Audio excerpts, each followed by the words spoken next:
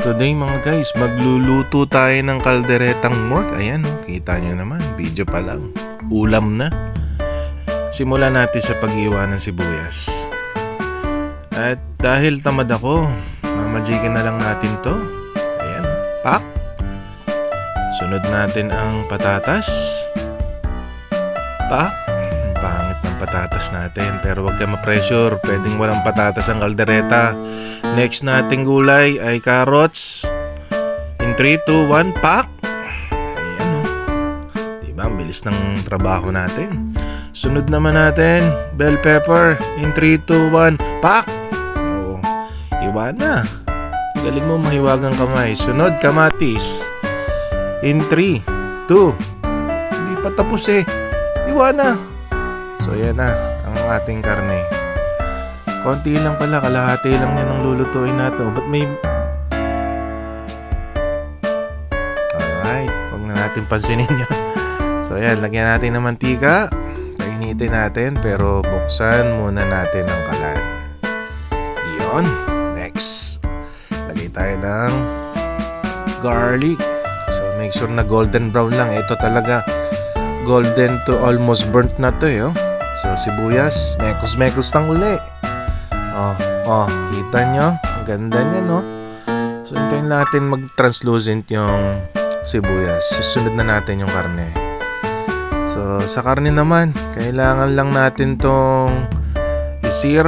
So, kung makikita nyo, meron ng bahagi ng baboy na may sunog. So, ang tawag dyan ay Maillard reaction. Para sa mga nakaka-alam ng Maillard reaction.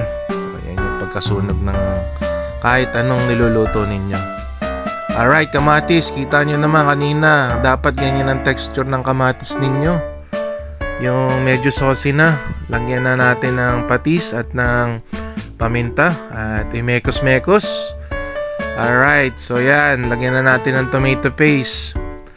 Make sure lang na yung tomato paste ay maluto. Give it like 3 minutes.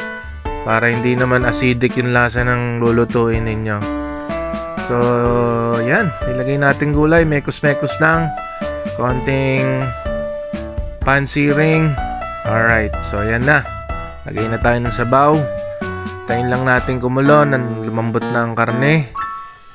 Balikan natin yan. Takpa muna. Boom! Ayan na. Kumukulo-kulo na. Kita nyo naman, di ba? Maraming sabaw yan kanina, pero magle-lessen pa yan. Hanggang sa makikita nyo, yan na ang texture niya. Medyo lumapot-lapot na. So, ito. Kailangan nyo na lang lasahan kung maalat ba. Dagdagan nyo ng asukal ng bahagya. Kung matabang, yan, lagyan natin ng asin. Para sa akin, matabang kasi. So, mekos-mekos nyo lang yan. At mamaya, okay na yan. Pwede na natin yan. Oh, kita nyo, ayan na. Final stage serving na. So, yan no. Umuuga-uga pa camera ko dyan no. Pero masarap yan. Mga guys. Huwag kayo ma-pressure.